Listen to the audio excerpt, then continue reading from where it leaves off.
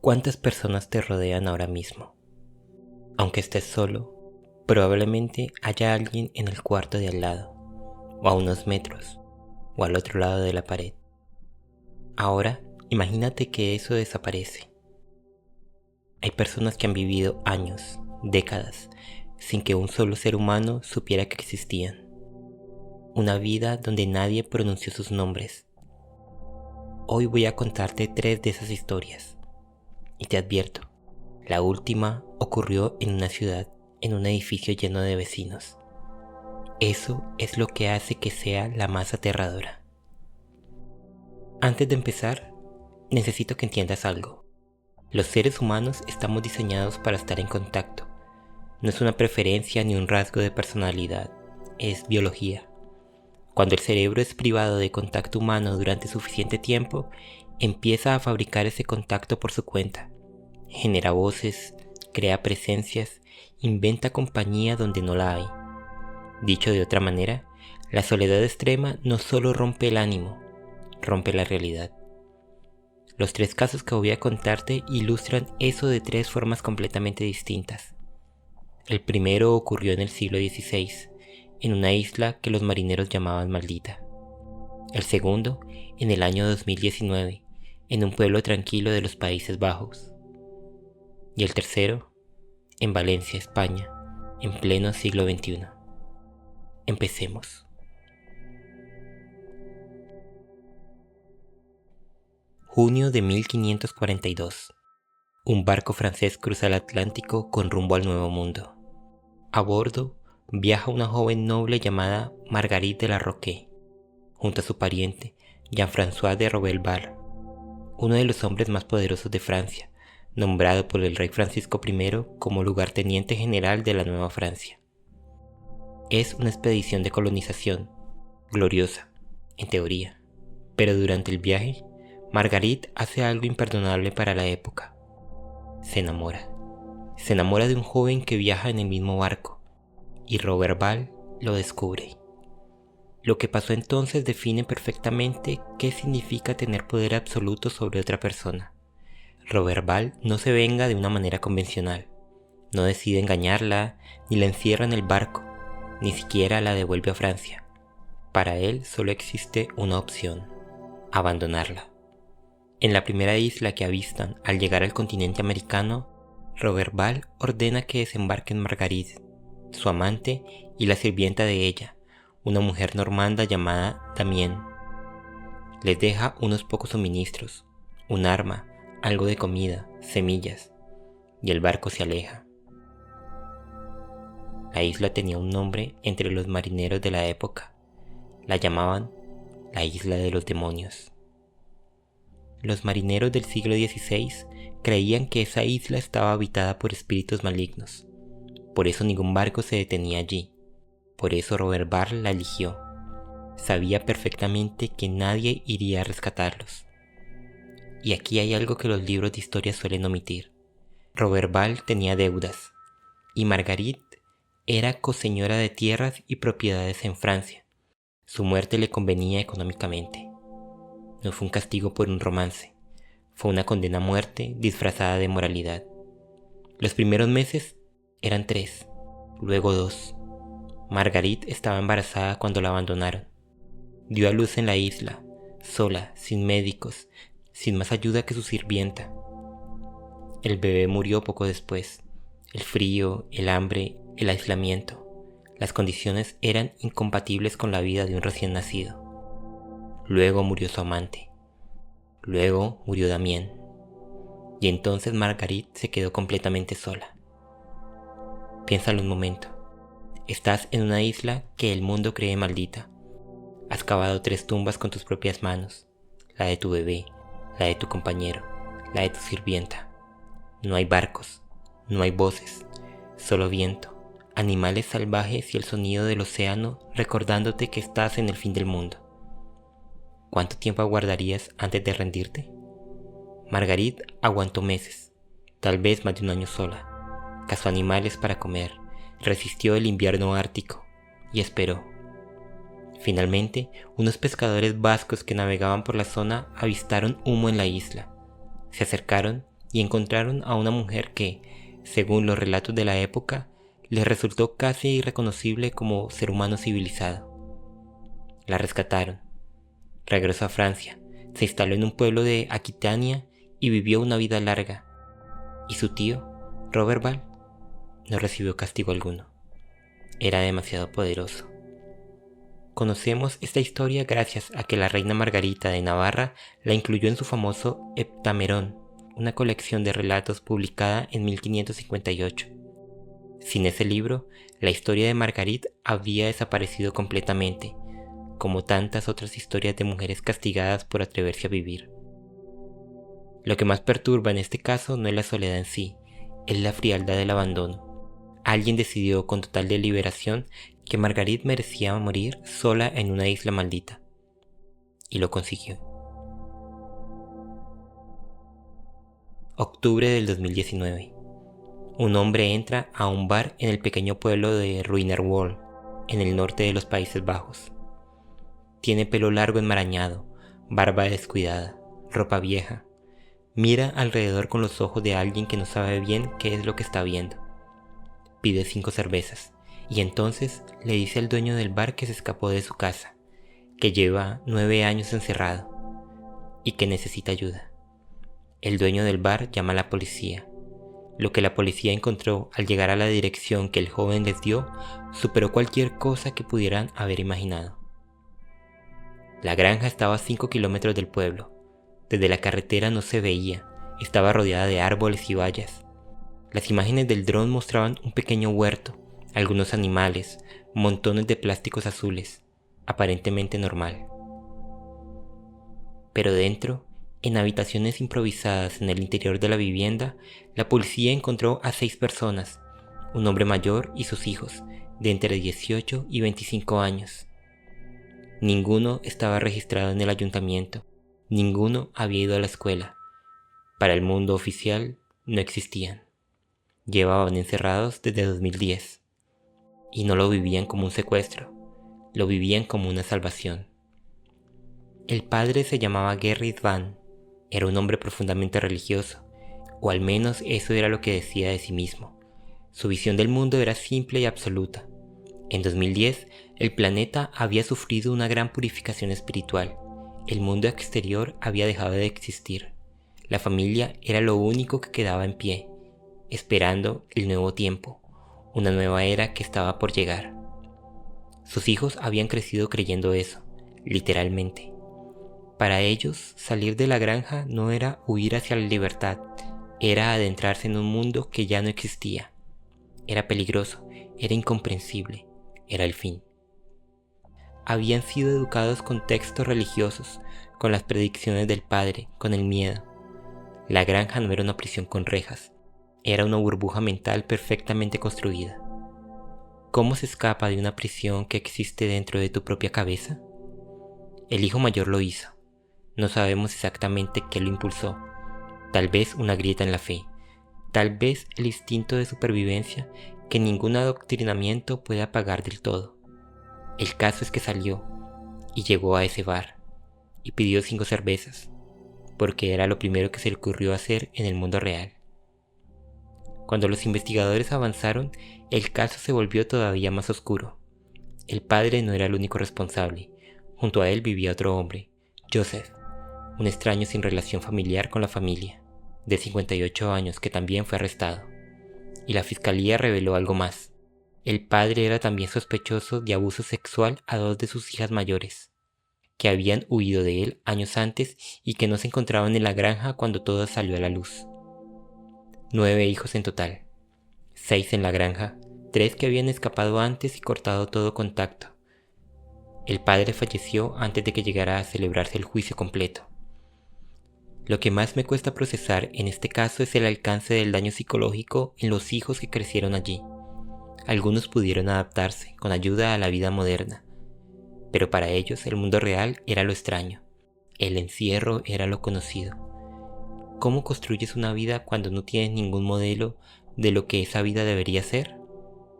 No lo sé, pero es la pregunta que más me quedó después de leer este caso.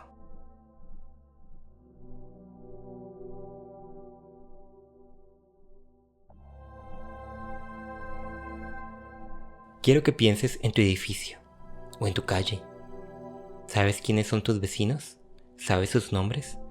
¿Sabrías si alguno dejara de aparecer de repente? Octubre del 2025. Valencia. Las lluvias de la Dana provocan inundaciones por toda la ciudad.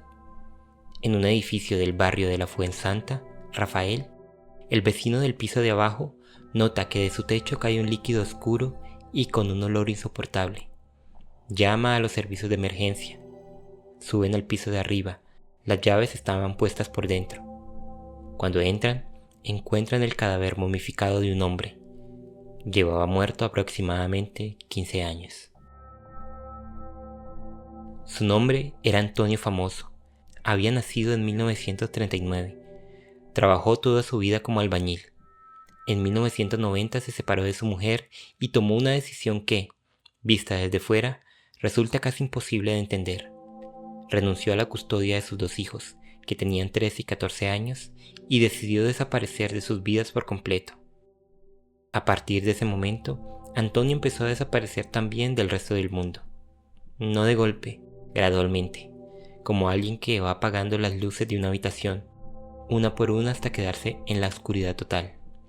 Los vecinos lo recuerdan como un hombre encorvado, con la mirada perdida, alguien que bajaba la basura, que limpiaba el rellano de vez en cuando, que aparecía en las juntas de comunidad, pero sin hablar con nadie, sin mirar a los ojos, como un fantasma que todavía no sabe que está muerto.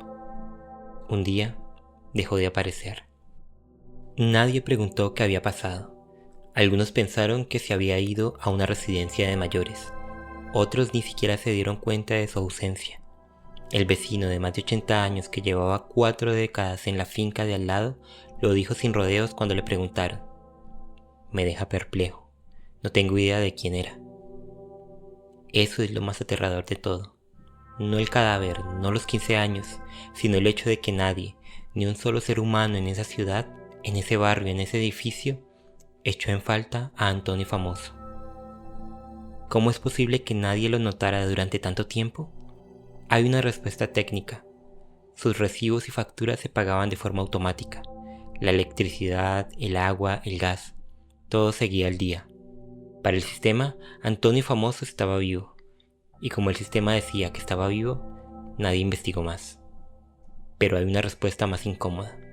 Nadie tenía motivo para buscarle. Sus hijos no mantenían contacto. No tenía amigos cercanos. No tenía nadie que dependiera de él, ni nadie que él necesitara. Era invisible, no por accidente, por elección. Y el mundo, sin hacer ningún esfuerzo, lo dejó ser invisible. Hay una ventana en el piso de Antonio que permaneció abierta durante 15 años. Eso, dicen los investigadores, es lo que explica que el olor no se propagara por el edificio. El viento se llevaba todo. Pienso en esa ventana abierta a menudo. Antonio Famoso murió solo, en silencio, en un piso de una ciudad de casi 1 millón de personas. Y el mundo siguió girando, y los vecinos siguieron viviendo, y los recibos siguieron pagándose. Y la lluvia torrencial 15 años después fue lo único que se acordó de que había existido.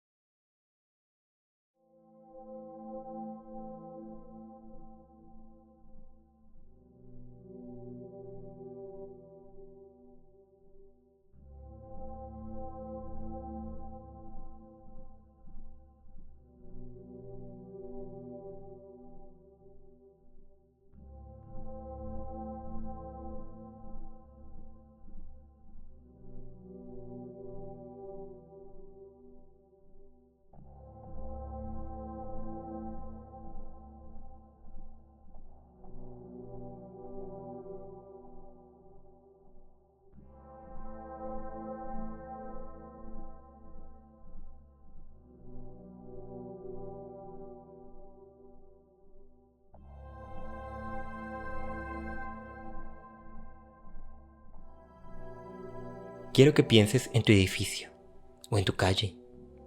¿Sabes quiénes son tus vecinos? ¿Sabes sus nombres? ¿Sabrías si alguno dejara de aparecer de repente? Octubre del 2025. Valencia. Las lluvias de la Dana provocan inundaciones por toda la ciudad. En un edificio del barrio de la Fuensanta, Rafael, el vecino del piso de abajo, nota que de su techo cae un líquido oscuro y con un olor insoportable. Llama a los servicios de emergencia. Suben al piso de arriba. Las llaves estaban puestas por dentro. Cuando entran, encuentran el cadáver momificado de un hombre. Llevaba muerto aproximadamente 15 años. Su nombre era Antonio Famoso. Había nacido en 1939. Trabajó toda su vida como albañil. En 1990 se separó de su mujer y tomó una decisión que, vista desde fuera, resulta casi imposible de entender. Renunció a la custodia de sus dos hijos, que tenían 13 y 14 años, y decidió desaparecer de sus vidas por completo. A partir de ese momento, Antonio empezó a desaparecer también del resto del mundo. No de golpe, gradualmente, como alguien que va apagando las luces de una habitación, una por una hasta quedarse en la oscuridad total.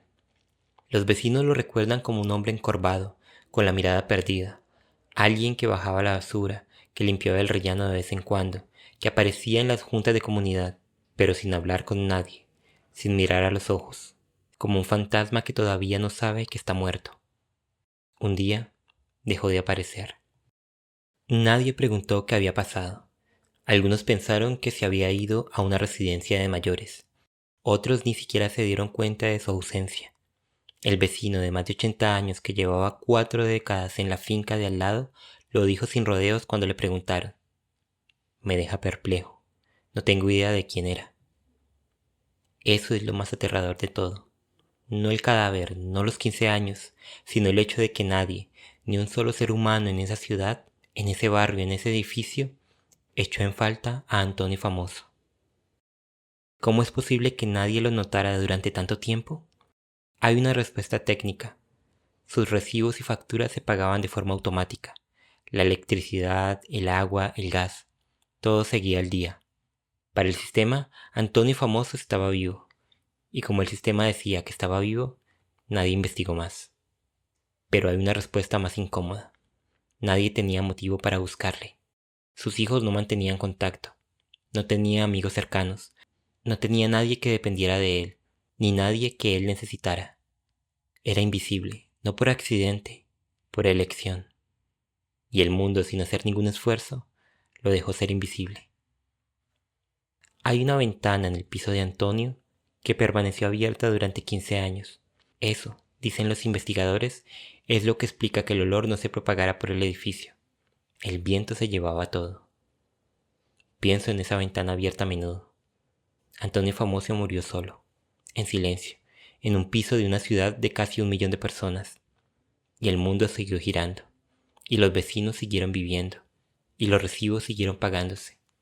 Y la lluvia torrencial 15 años después fue lo único que se acordó de que había existido.